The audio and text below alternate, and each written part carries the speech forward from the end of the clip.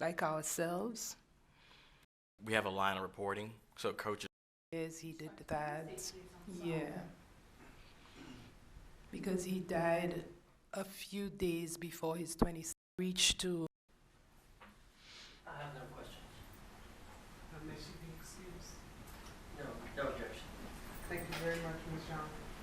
Young. The defense just skipped asking her questions, which was smart.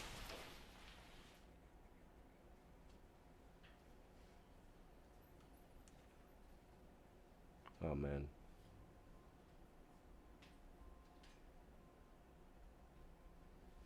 In 26 years of his life, he made a difference. It's so sad, man. But what we're watching here live is psychological mind games being played by the prosecution to sway the jury in their corner. Please raise your right hand, Mr. Ray, to be sworn. Do you swear or affirm?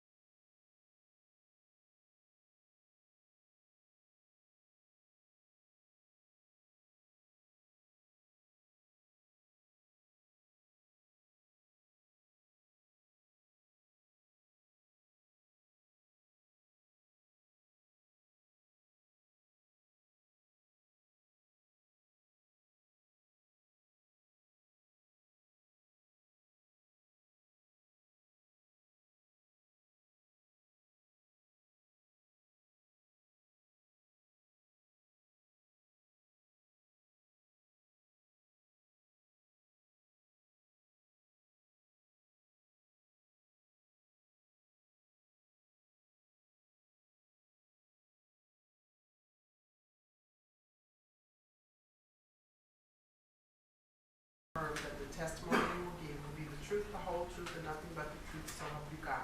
Yes, I do. Thank you very much. You may proceed. Yes. Thank you. Mr. No. Ray, would you please introduce yourself to the jury by your first and last name? Carrie Ray. And would you please spell that for the court reporter? God damn it. K-E-R-R-Y. Last name Ray, R-A-Y. And Mr. Ray, My mic was off. Alright, let me end the stream. I was his coach, Fuck. which is basically his direct. Alright, so I was talking for like 5 minutes and. How weird. I was talking for the past 5 minutes and no one heard anything. Okay, so let me start over. I'm back again with this, and I'm simply asking the question: was Mr. Gene assassinated? We all know he was murdered, but was this like an assassination plot for something bigger, something connected to the company that he worked for? And when this guy this is Botham Jean's immediate supervisor. Uh, the day he testified on the stand, like right after he got off, I started like getting um weird feelings, cause just listen to the way he speaks, the way he answers, like he doesn't answer any of the questions directly, and he like bobs and weaves and. Just because you didn't look at it actually means Do you not? All right. So So this is it then. So let's listen to this guy speak. So I'm not. So let me go stay right out and say this. I am not saying that Botham Jane was a hit. I'm asking the question: was this a hit? Listen to this dude here. And then he also worked on my engagement. Okay, and now I see you speak a little fast, and so the Okay. court reporter has to take down everything that you say, so if you would just slow down a little bit when you speak. Sure. And you say, so you were his coach, and where did you coach him at? So the coach is essentially, we have a line of reporting. So coach is the first level of reporting. So I coached him on just work-related matters or anything that he wanted to talk about. So I hear you say work-related matters. Did you work with Mr. John? I did. And please tell the jurors where you guys were. PricewaterhouseCoopers. And Mr. Ray, PwC. What do you do for PricewaterhouseCoopers? I am a senior manager in our risk assurance That's a big, practice. accounting So we firm. work on, basically work on controls and compliance. And what did Mr. John do at PricewaterhouseCoopers? He did the same. He was an associate. And Mr. Ray, when did you first meet Mr. John? I met Bo during his internship, which would have been about 4 years ago, 4 or 5 years ago. And what stood out to you about Bo? Mostly his attitude. Just very nice, personable, lit up a room. We got along with everybody. He was one of those guys when he started his internship, we immediately felt comfortable with him. And so you immediately felt comfortable. Was it a feeling that we have to have this guy?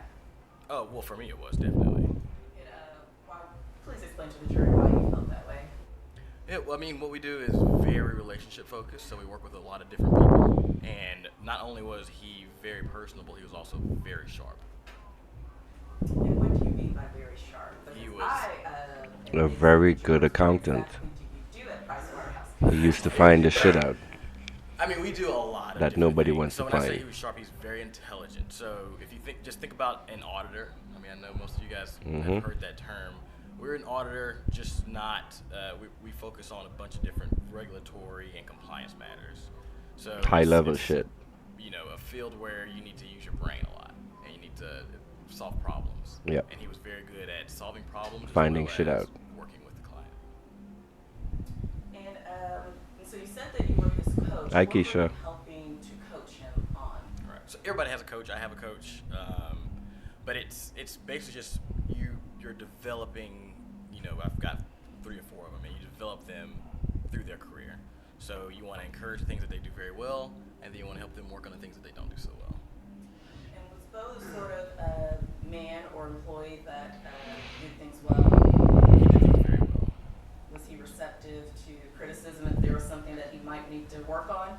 Very, to a fault, I would say. He was always looking to improve himself. Always looking to improve himself. Would you say, was he a go-getter? Oh, definitely. He always wanted to do more. And you met him in the internship process, so at some point in time, there was an offer for employment extended to Bo. Would you please explain to the jurors how that process and discussion came about?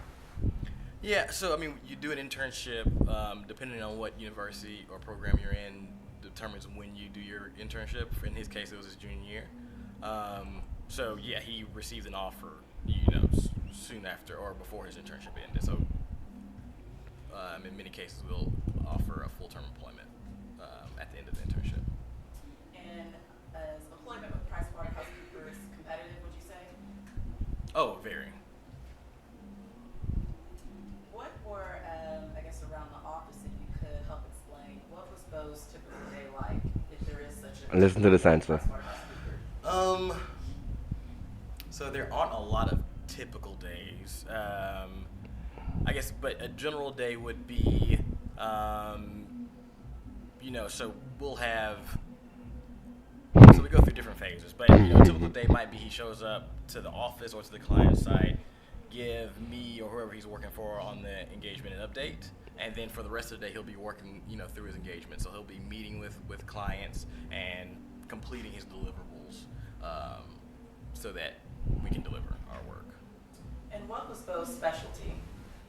So Bo had he was strong in the IT space. So What? in the IT, so information technology space. Mm-hmm. So he was very strong Right here. with applications and systems, and that's where he shined. Right What here. about the point of sales?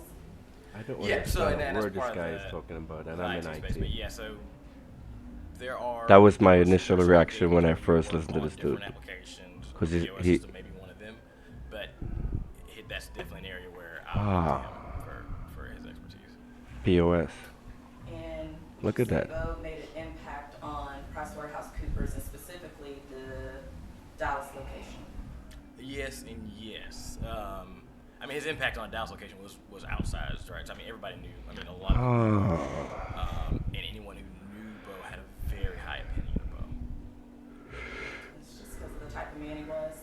It was the type of person he was, just his almost his aura. I mean, when he and went to a that's saying a meeting lot in or he joined your PricewaterhouseCoopers. group or I whatever know it that was, company. you knew Bo. He was just big I know personality, nice Pricewaterhouse. person, big smile. Like they deal with election Never counting, really had a bad thing election to say fraud, about and all that anybody. shit. It's the kind of person he was. Huge company. And how has his passing impacted you and your fellow coworkers at PricewaterhouseCoopers? It's been rough. So I mean, I used to see or talk to Bo on a daily basis for 3 years. I knew him. I mean, our group and has had a very difficult time coming to terms. And what do you mean by that?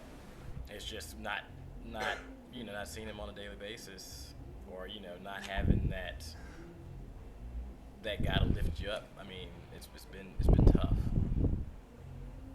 So did he provide, you said lift you up, so I'm guessing was Bo also a sense of comfort and support?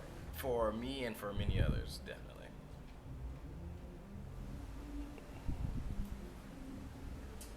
What, I guess, when was the last time you saw Bo? Listen to this part here.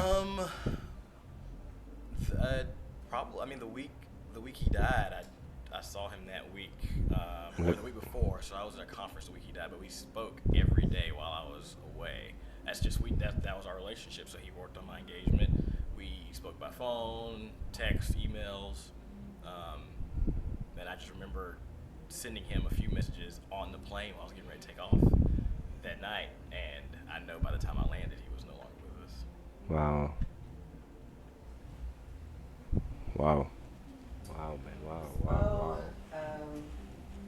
And you said, so I'm guessing work seems very important to him. Was he a person that finished his tasks by the time that you needed them done? Yes. Bo is a perfectionist. He's a perfectionist. He's a perfectionist. So Bo, he wanted everything You have to to be be in perfect. accounting. So I Oh, mean, that was his wow. personality. He wanted it done right. He wanted it done on time, and I didn't. You didn't have to worry. I didn't worry about anything that Bo was working on. Did you see a bright and long future for him at PricewaterhouseCoopers? 100%. So I paid a lot of special attention to him, and I target several people in the firm that I want to make sure I work with and develop, and he was definitely number one on that list because I knew he had whatever it is he wanted to do in the long term, whether it was with PwC or not, that he was going to be excellent at it. Yeah. Wow. What would you say his potential was like? Accurate. I mean, unlimited. He was. Yeah. I mean, he could write his own check. I think he had his own path to go. I'll pass the witness. No question. Okay. So let's stop right here. So this is the first time this guy actually did not testify during Bo's trial, not that I recall. I don't recall seeing him. But this is Bo's supervisor. And Pricewaterhouse, it's a very spooky and a very huge company. And and this is something that's upsetting me now that I think about it. The media, um, all through until the end, and even after this guy they spoke, they still painted Botham Jean as a simple guy eating ice cream, smoking weed in his apartment, and they like gave an accent on the fact that he was smoking marijuana. They never ever mentioned that this guy was a superstar forensic accountant, working in the IT space, working with point of sale systems. That's if you listen, go back and listen to this guy's testimony. He said that Bo's in IT and he works with POS systems. POS systems is point of sale. That's like basically cash registers, even cash registers and ATM machines. And Bo's job, from what I'm now piecing together, is to was to supervise the software dealing with these point of sale systems. Wow. Here is something that happened to me in my business in the IT space. About a year ago, um, someone brought in some computers to me, and he was like a what you might call a script kiddie. Someone that would go on the internet, find scripts that crackers post in forums, and just use it without having any like specialized training. So he brought his computers into me to repair, and the task that he gave me was to recover data. So in the process of recovering data, I'm seeing like stuff that I knew was like a bunch of credit card numbers, like credit card numbers, names, address, credit card numbers, stuff like that. And I'm it's not my duty to like pry into like a client's computer when they give it to me. So I pretty much kept it to myself. Gave the guy back his computers, because he brought in like five. I had to recover data off of five machines, put it into a file, and give it back to him. Didn't say anything. A day later, he called me up and was like, "Hey, did you see anything on the computer?" I was like, "Nah, I'm cool. I didn't see nothing." So he was like, "Listen, man, I want to talk to you. I need your help in this area because I don't know what I'm doing, and maybe this is something you can make some money on." I was like, "Okay, what's the deal?" And he described this scam to me, where like you ever go up to like those stores and you see those like little ATM machines, like those mini ATM machines you can just walk up to and take out money. Those machines are so vulnerable, especially to hackers. So what this guy used to do, and there were a couple ways to do it. Um, there's this website called Shodan.io, which is basically a site like Google, but instead of bringing up search results for like human search terms, what this search engine would do is it would scan the internet for open ports on IP addresses, and all of the ports that it reports back, it would stuff it all into a database. So like people with open webcams, um, open RDP, like any ports you had open on vulnerable routers, this website Shodan will basically give you a list. And ATM machines, point of sale machines, all of these machines have specific ports that they communicate on. So this website, and hackers know all about it, the government knows all about it, just collects all of this data and just has it out in the open.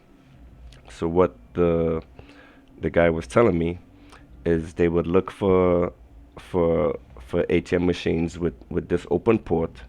Then they would they would log into the ATM machines, install a virus, and inside the machine. And this is without actually ever going up to a physical store or anything like that. They will through remote access, through vulnerable ports, install viruses on these machines that they find. And what the virus would do is like whenever you went up and like used your credit card in the machine, um, that data would be captured and sent back to the malicious hacker, and that would be put into a database. The database would then be taken and printed out into regular credit cards. And think about this: they have everything they need to have a duplicate card. They have the entire stripe, because back then they were still using stripes in the open to for the ATM machines, especially the vulnerable ones. And so it will capture the PIN number, it will capture the name, credit card number, credit card address, and sometimes the zip code if it was actually stored in the credit card.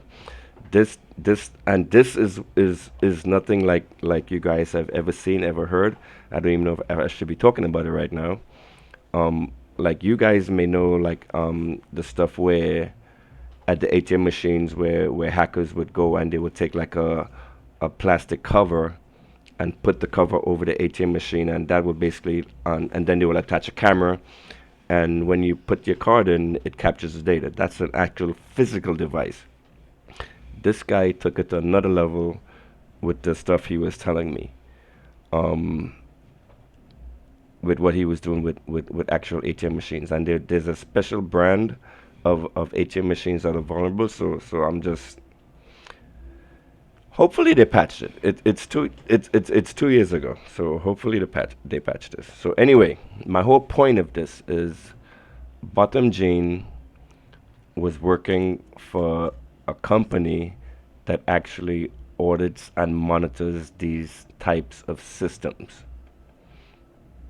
Think about that for a second, and this is very, very important. So a police officer, a trained person with almost, like I would say, military level training, goes into an apartment that is not her own and shoots a man as he's sitting in his couch smoking weed and eating ice cream. And by all means, all thoughts, everyone figured this lady would get off. She even thought she would get off, right? So maybe I should be talking about this right after the guilty plea was taken. This lady was endorsed by the Dallas Police Association. Okay? And look at this. Pay attention to this. Right? Now let's go back here and listen to this video. It's in my office as we were watching it, and I know it did down here in the courtroom. Wait a minute. No. And I think that's an amazing act of No, this healing. is not it. Must move on. No, it must. The way that it Geiger, That they, Yeah, let's watch this. Botham Jean, and I know that there are many people who stood with me and my family throughout this tumultuous journey. Yesterday, we saw the conviction of Amber Geiger, and today we heard the sentence of 10 years in prison. That 10 years in prison is 10 years for her reflection and for her to change her life. But there is much more to be done by the city of Dallas. The corruption that we saw during this process must stop. And it must stop for you. Because after now, I leave Dallas. But you live in Dallas. And it must stop for everyone. That's right. The contamination of a crime scene That's right.